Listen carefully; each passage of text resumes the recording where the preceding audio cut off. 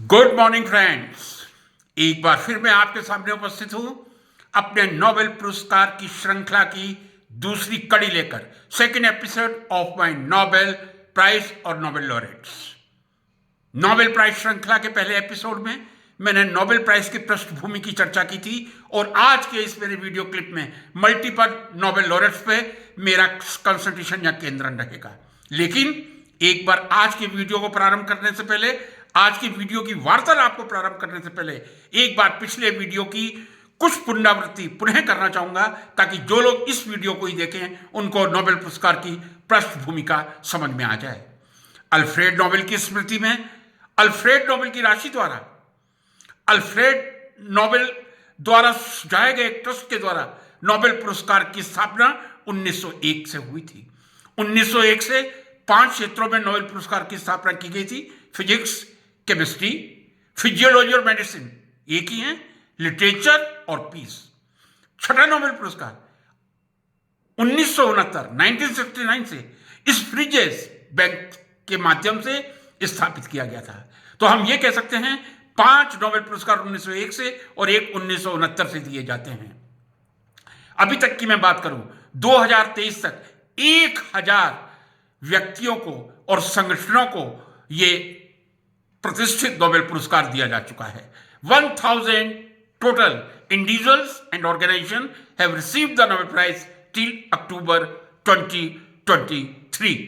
इसमें से मैं स्पष्ट कर दूं, 1000 में out of 1970 individuals have received the Nobel Prize and 30 organizations have received the Nobel Prize. Nobel Prize for Physics, Chemistry, Physiology or Medicine, Literature and Peace is given to individual। ये व्यक्तिगत पुरस्कार है, लेकिन जो शांति का पुरस्कार है वो व्यक्ति को भी दिया जा सकता है, किसी ऑर्गेनाइजेशन को भी दिया जा सकता है। तो पीस का जो नोबेल पुरस्कार है, अनेक व्यक्ति इस प्रतिष्ठित पुरस्कार से सम्मानित हो चुके हैं, लेकिन कुल 30 ऐसे वर्ष हैं जब यह नोबेल पुरस्कार संगठन या ऑर्गेनाइजेशन को दिया गया है, विभिन्न तरह के ऑर्गेनाइजेशंस को दिया गया है।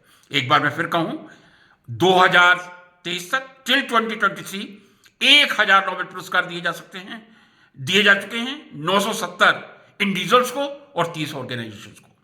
जैसा मैंने पिछले अपने एपिसोड में कहा था, 5 ही ऐसे व्यक्ति हैं जिनको 2 बार नोबेल पुरस्कार मिला है। मैंने कहा था नोबेल पुरस्कार इतना प्रतिष्ठित पुरस्कार है, प्रतिष्ठित तो है ही, लेकिन इसको प्राप्त करना आसान नहीं है। जिन व्यक्तियों ने भी नोबेल पुरस्कार लिया है अपने जीवन को संघर्ष में बनाया है, तपस्वी बनाया है। लेकिन 5 ऐसे व्यक्ति हैं जो एक से अधिक 2 बार नोबेल पुरस्कार प्राप्त कर चुके हैं। 5 ही ऐसे व्यक्ति हैं जिनको 2 बार नोबेल पुरस्कार मिला है, लेकिन किसी भी व्यक्ति को अभी तक 3 बार नोबेल पुरस्कार नहीं मिला है। मैंने कहा 1000 में से 970 व्यक्तियों को नोबेल पुरस्कार मिला है और 30 संगठनों को मिला है। 30 संगठनों में भी 2 संगठन ऐसे हैं जिनको एक संगठन को 3 बार और एक को 2 बार नोबेल पुरस्कार मिल चुका है। एक संगठन है international union of high commission for refugees और दूसरा है international committee of red cross. एक को 3 बार, दूसरे को 2 बार नोबेल पुरस्कार मिल चुका है। लेकिन किसी भी व्यक्ति को अभी तक 3 नोबेल पुरस्कार नहीं मिले हैं। यह मैं पूर्ण आत्मविश्वास के साथ आपके सामने बात रख रहा हूं।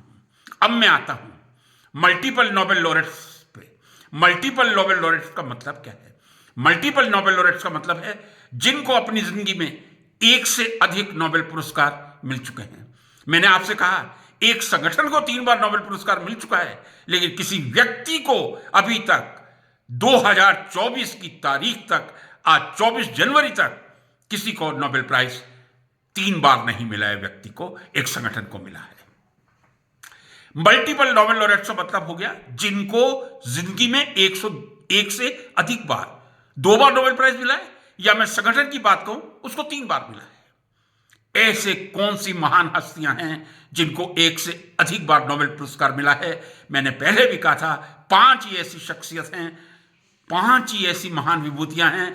There are 5 only outstanding person who could receive Nobel Prize 2 times in their lives।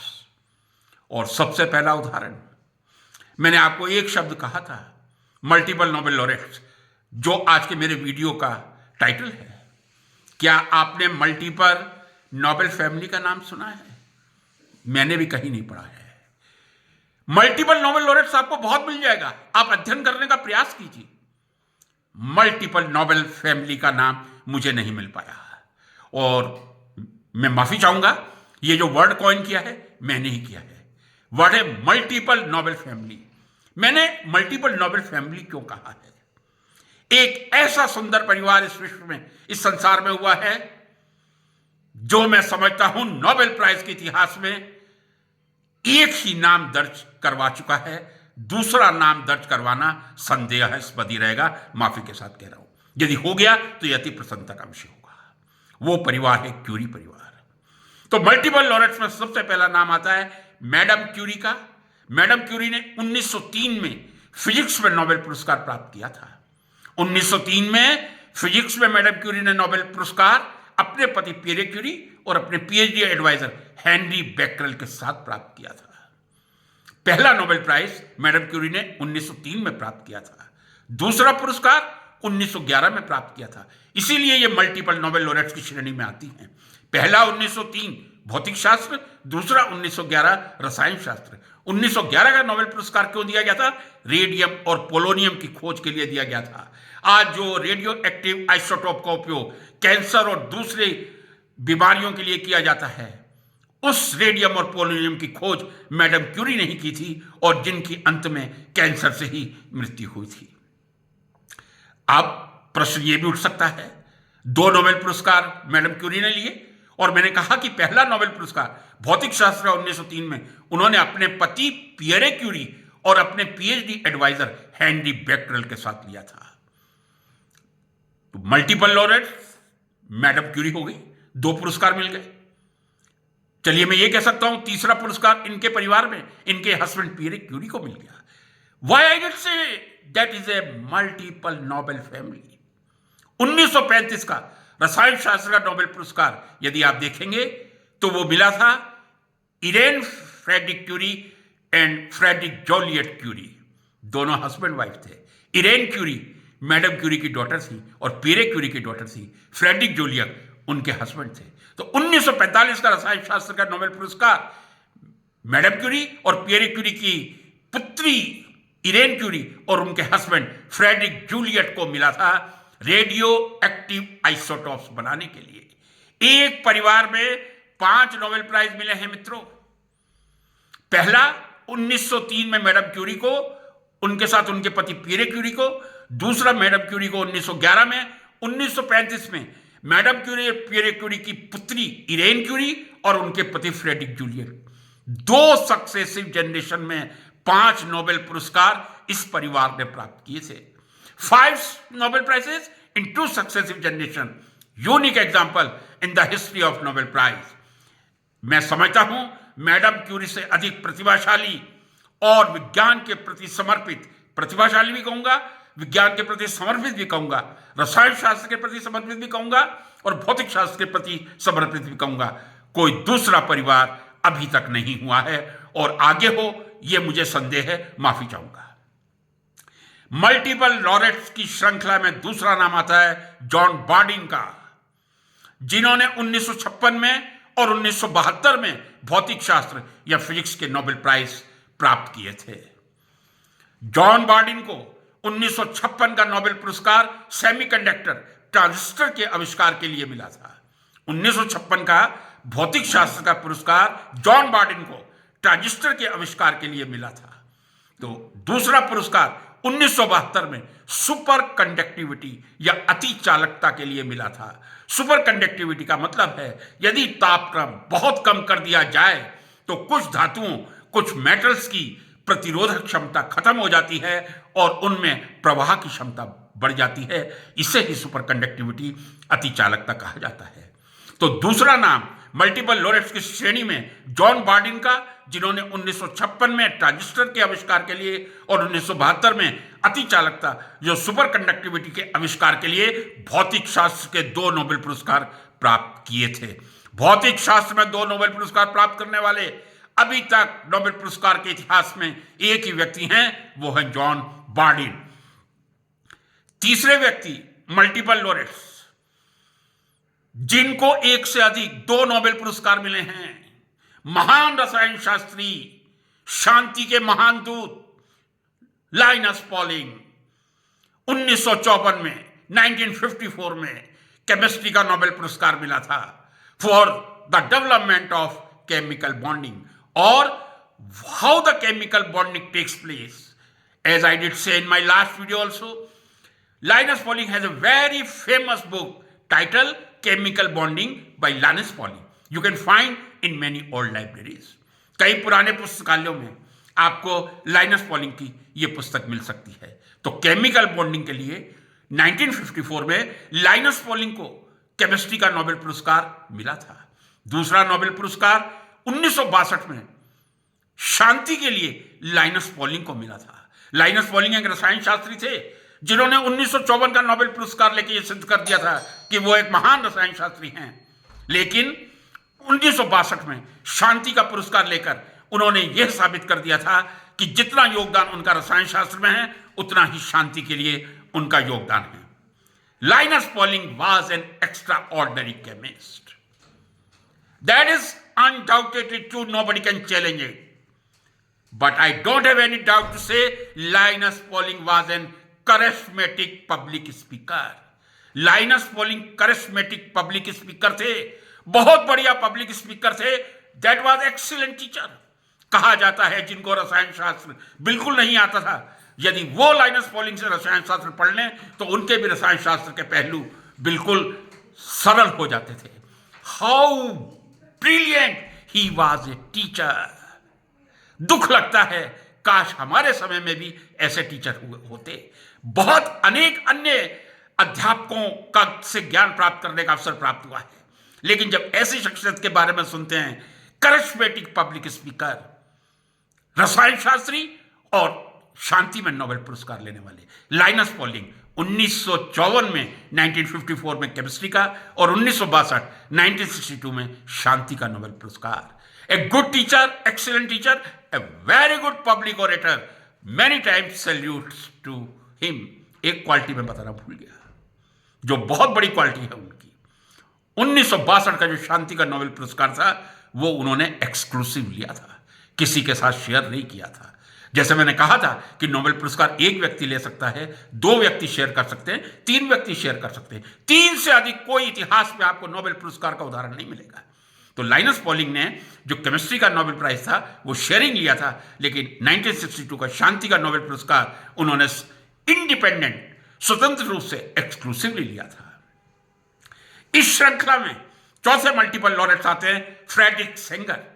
Frederick Sanger एक महान रसायन शास्त्री जिनको 2 नोबेल पुरस्कार मिले थे, इसीलिए मैं मल्टीपल नोबेल लॉरेट्स में इनका नाम ले रहा हूं। 1958 1958 एवं 1980 1980 2 बार नोबेल पुरस्कार उनको मिला था। 1958 का नोबेल पुरस्कार determination of the sequence of amino acid in insulin, एक ब्रॉड भाषा में हम कह देते हैं प्रोटीन के स्ट्रक्चर के लिए मिला था। But what was his specific work?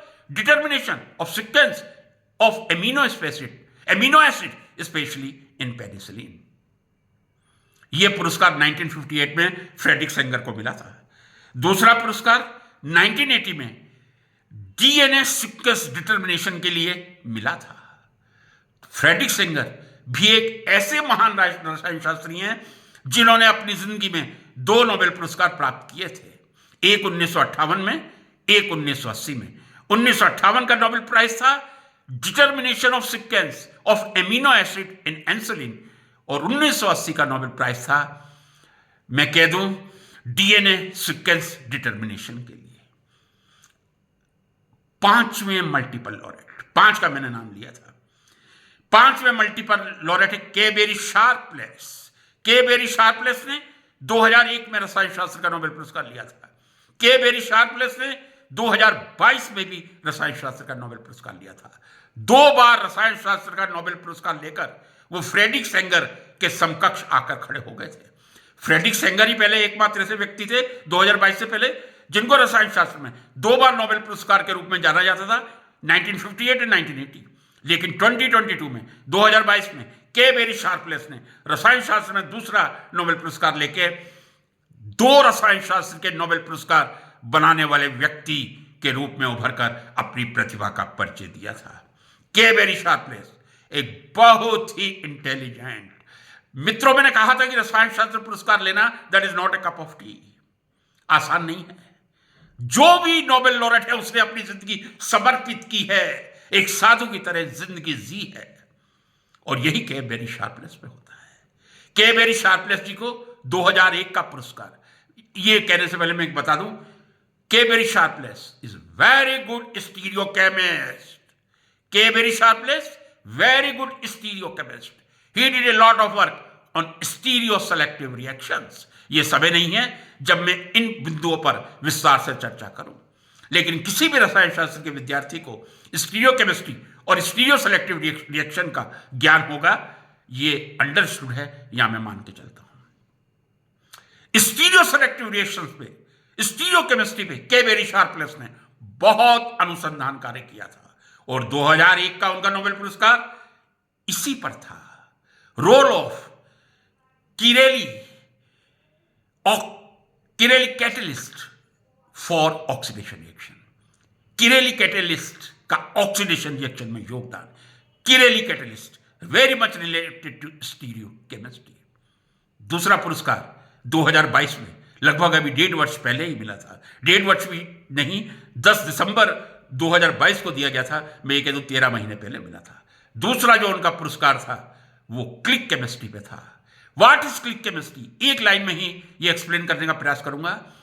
Atomic conservation chemistry, ऐसी केमिस्ट्री जो अधिक से अधिक यील्ड दे, जिसमें आप परमाणुओं का अधिक से अधिक उपयोग कर सकें।